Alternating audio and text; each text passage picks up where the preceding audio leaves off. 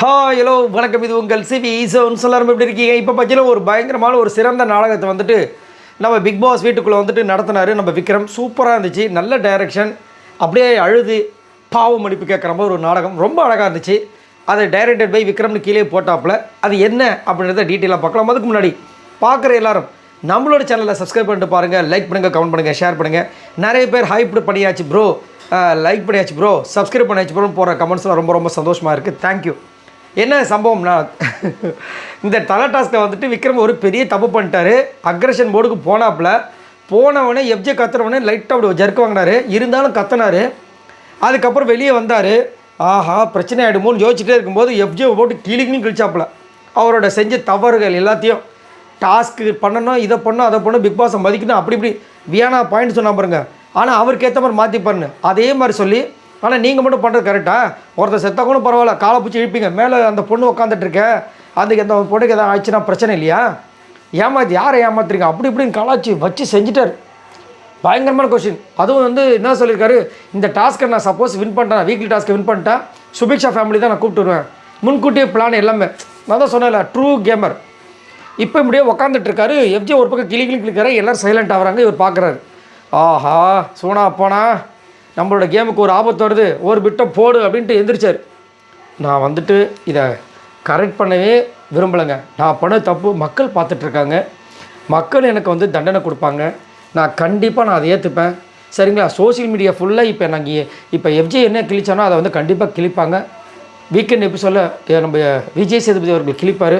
நான் வேறு என்ன சொல்லுன்னு தெரியல, நான் ஜெனியூனாக அக்செப்ட் பண்ணி பாருங்கள். என் கையை பாருங்கள், நடுங்கலை? அப்போ இப்போ பாருங்கள், நடுங்குதா? நடுங்குது. அதுதாங்க, நான் பயத்தில் நடுங்கிட்டு இருக்கேங்க. அவன் போய்ட்டு உட்காந்தவனே இந்த பக்கம் பார்த்தா கனி ஒரு பர்ஃபார்மன்ஸ் அச்சோ பாவம், நீதி செத்துருச்சே சாஞ்சிருச்சேன்ற மாதிரி இந்த நாட்டாமா படத்தில் வந்துட்டு மனோரமா கத்துற மாதிரி அவரே வந்துட்டு மன்னிச்சிருங்க நான் தப்பு பண்ணிட்டு சொல்கிறார். ஒரு வாட்டி தான் சொன்னார். இவங்க தப்பு பண்ணிட்டு சொல்கிறாரு. அவர் போய் திரும்பி கேட்குறீங்களே, அவர் என்ன தான் பண்ணுவார்? ஏமா இந்த மாதிரி நிறைய பேர் வந்து முன்னாடியே சாரி கேட்டப்பெல்லாம் நீங்கள் விடவே இல்லையே. அது விக்ரம் கிடையாது, இது விக்ரம். அதுக்கு நான் சண்டைக்கு வருவேன் அப்படின்ற மாதிரி. என்னடா இது அநியாயமாக இருக்குன்ற மாதிரி இருந்துச்சு. உடனே பார்த்தாரு, போய் திரும்ப ஆதிரி என்னை மன்னிச்சிருமா அப்படின்னாரு.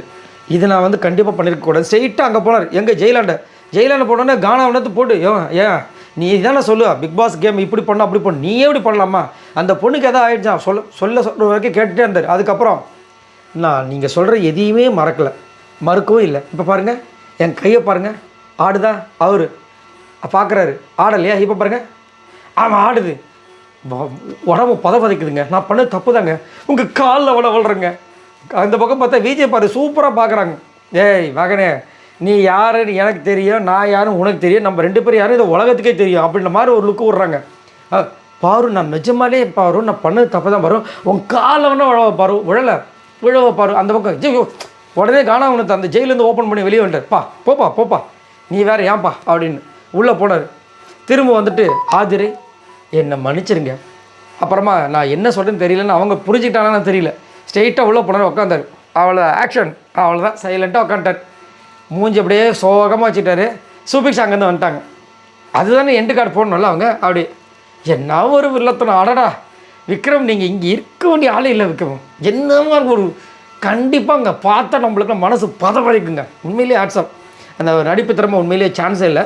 சில பற்றி மறக்காமல் கீழே கமெண்ட்ஸ் பண்ணுங்கள். நீங்களும் பார்த்தீங்களா? மறக்காமல் கமெண்ட்ஸ் பண்ணுங்கள். பாய் நண்பர்களே.